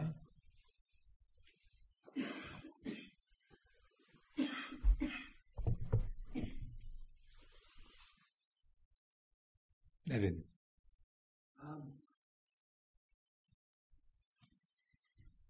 In the Monastery Sutras,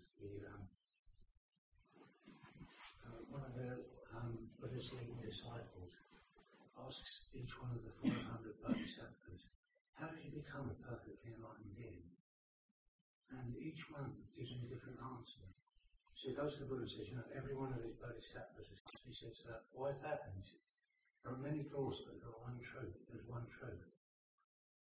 I like that because I think, when we look at traditions, sometimes everybody likes their own tradition best, but each one caters to people of different capacities, I think. Some people say Theravada, he was a very pious person, or maybe you're addicted to peace. You could get addicted to that, That could become dualistic. Peace can become dualistic, or you could really hurt yourself. Whereas another tradition might make you happy. Christianity or Hinduism or Islam. I think, they're all beautiful. They can all help people. All of the traditions. I wouldn't think that one of them would be the best, because if enlightenment has no form will take you there.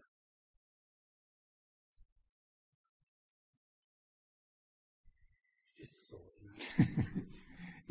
There's I'm not sure what sutra you're quoting, but there's another one, the Shurangama Sutra, where the 25 bodhisattvas come to the Buddha, and it's exactly the same scenario. So it's not 500, but it's 25. It was the Namya-Harengekyo, the Lotus Sutra. Well, in the Shurangama Sutra, then the Buddha declares the method of Guanyin Bodhisattva as being the best, rather than all being equal. So again, our versions of reality can depend on what sutras we choose to read. It's also there was a really notable occasion where they had an interfaith conference at City of 10,000 Buddhas in California, and Master Hua had invited Lumpur Sumedho to go along, and there was lots of Christian teachers and Hindus and some Muslims and different kinds of Buddhists, and it was being picketed by the local fundamentalist Christians. They were standing outside the gate with their placards and telling everyone they were going to go to hell because of all their wrong views. And so when the protesters showed up, some of the Sangha came to Master Hua and said, "Oh, Shufu, these protesters have showed up, they're blocking the gate and they've got these placards and they're stopping the delegates from coming in, and what should we do? And he said, invite them in, of course. And so he invited the protesters in to join the conference. And so there was a little bit of, for a few days, the first 2 or 3 days, there was a certain amount of suspicion and anxiety. But then they were quite welcome, looked after, given lots of good food, and people were friendly to them, and so things eased up a bit, and by the time you got to about the 4th or 5th day, towards the end of the conference, everything was quite chummy in many ways. And Master Hua had not actually given a talk or presentation himself up to that point. He'd been hosting it and such like. And then it was his turn to give the final the talk, right, the finale of the event. And so after they'd spent all this time together and worked out this more equable and even relationship between them all, he got up and he said, I want to ask all of you a question. And I want to ask you, whose religion is the best religion? Whose is best? And he was quite a performer, so he just let this sort of pregnant pause. Like, whose is best? And Lumpur Sumedho said, oh no. This is going to be awful. Oh, he's sort of cringing in his chair. It's going to be a sort of Buddhist fundamentalist diatribe. And then Master, whose religion is best? And he says, yours is. If you didn't think your religion was best, you'd change to another one, wouldn't you? And then he gave this wonderful exposition on exactly the same kind of thing you're saying, that different things work for different people, and you can't go around saying, my way is right and your way is wrong. It's like going up to an oak tree and saying, you're not a silver birch. What are you doing? I said, well, I'm an oak tree. But you don't look anything like a silver birch. No, because I'm an oak tree. But you should be a silver birch. I mean, everyone knows that. What? Why? But I'm not. That's not what I am. But it's just crazy going up to someone else and saying that you should be different. You should be like me, and then you'll be all right. It's just as crazy as to go up to a tree and say, you're not doing very well as a silver birch, when it's an oak tree. So that it's also that when the Dalai Lama was I was at a conference in Dharamsala with him and a number of Western Buddhist teachers, and it was the first time they'd had that kind of event, about 25 or 30 Western Buddhist teachers, and meeting with His Holiness for a few days and having discussions about Dhamma practice and Dhamma teaching in the West. And so it was suggested that we create a list of principles that we could all agree to as to what we were all trying to do, and the common ethic that we had as people who were representing Buddha Dhamma around the world. And this was drafted, put into words by various different people in the group. And Stephen Batchelor, who had been a Tibetan monk in the Tibetan tradition for about 12 or 15 years, he was the one presenting it to His Holiness after many of us had put it all together and drafted it. And so he started off, point number one, it is our first duty as Buddhist teachers to spread the teaching of the Buddha and encourage, and stop. And His Holiness wouldn't even let him finish point number one. He said, no, that's completely wrong. Our first duty is not to promote Buddhism. That's completely foolish. That's absolutely not what we're trying to do. What right do we have to tell people that their religion is wrong or that our religion is better? No. Our primary duty is to be good people. So it kind of took particularly Jack Cornfield and Stephen and Surya Das had spent a lot of hours hammering out all the wording. Point number one, no. But it was very pertinent that that's not what the Buddha would encourage. And just as that point of Ajahn Sucitto makes there, that it's not trying to promote Buddhism, but being awake. That's the thing that really matters, and being a good person. And I was talking earlier today yesterday, talking with some of the Anagarikas about living with the family and how when I first got into Buddhism and became a monk and was back in England, I'd only been in robes a couple of years, and so I was very starry-eyed, enthusiastic, and that whenever I went to visit my family, as soon as there was any conversation about, well, what do you do all day? I'd jump in, and then next, had a 20-minute lecture on the wonders of Buddhism, and I didn't notice at first there was a sort of, after about 45 seconds, the door closed, and so any effort to try and explain or justify was met with a closed door. And because I was speaking from a very sort of rational, inspired, sort of theoretical place, but the family was generally responding from, it's bad and it's wrong and I don't want it. Therefore it's bad and it's wrong. Because it's what's taken you away, therefore it must be bad and wrong, regardless of what it says. So it was like the the sort of neocortex talking to the reptile brain.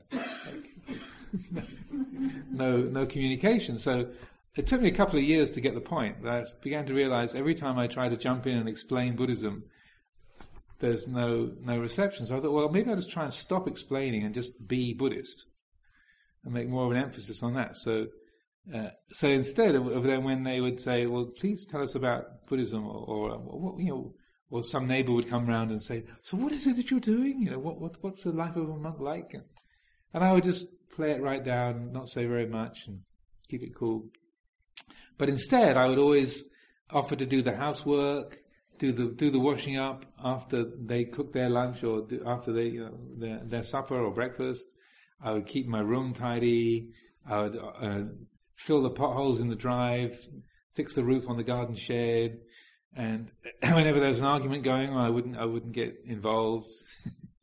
Whenever there was a discussion about who wants to watch what on the TV, I'd always just be quiet, let other people choose. So by being Buddhist, quote unquote, then being helpful, unargumentative, easy to please, and useful, then slowly it's like, well, maybe he's involved in this weird religious group, but he's a lot tidier than his sisters, and he never used to do the washing up, and he does that now. So, and I guess he is quite helpful around the place. And so that the actuality of the practice and living as a helpful, good, kind person was able to make a bit more of an inroad than all the verbal explanations trying to tell people what is right and good. And so that's really the spirit I feel it's best to function in, that because everybody knows what that is. Like when I was in Jerusalem in November, I was there the day after there'd been an attack in the synagogue. 5 Orthodox Jews were killed in the synagogue, and then the 2 people who attacked them were shot down by a policeman. So 7 people were killed, and I was in Jerusalem the next day. So atmosphere was a little bit tense, and people were kind of on edge, and it looked like people had been up all night. People looked very tired and tense, and so walking through the old bazaar down to the area where they have this Golgotha, where Jesus was kept in the tomb after he died on the cross. So going down through these little alleyways through there, then there was this one young guy at a stall, one of the market stalls, says, "What are you?" I said, "Well, I'm a Buddhist monk." He says, "Which God do you worship?" I said, "Well, yeah, I'm a Buddhist, so we don't really think of things in that way." "Well, which God do you worship?" And I said, "Well, we as Buddhists we don't speak in those terms. But we talk about the awakening to the truth and understanding the truth." "Well, which God do you worship?" "Do you worship Allah?" So we're going back and forth like this. But the more he was looking, rather like Dandapani, the more he's looking for an argument, the more I just sort of cranked up the metta lamp and just both kind of smiled, looked him right in the face, smiled broadly, and I said, "Well, that this is, my life as a monk, as a Buddhist is dedicated towards goodness." "But which God do you worship? Do you worship Allah?" So eventually I realized this really wasn't going anywhere. Also, the shop was selling knives, so there's a lot of sharp objects around. So I thought I better not get clever here. So anyway, I just sort of turned up the metta lamp to cranked it up to 11, and just sort of smiled broadly in his face, and he said, "Well, you're a good person, but it's wrong." "Yeah, I'm not. I don't know what you are. You're a good man, but you're wrong." And I said, "Okay, well, have a lovely day. May you be well. Wish you all the best. Bye bye." So just not engaging on that level, but just human to human. Here we are. We're on this planet. We're sharing this life together. May you be well.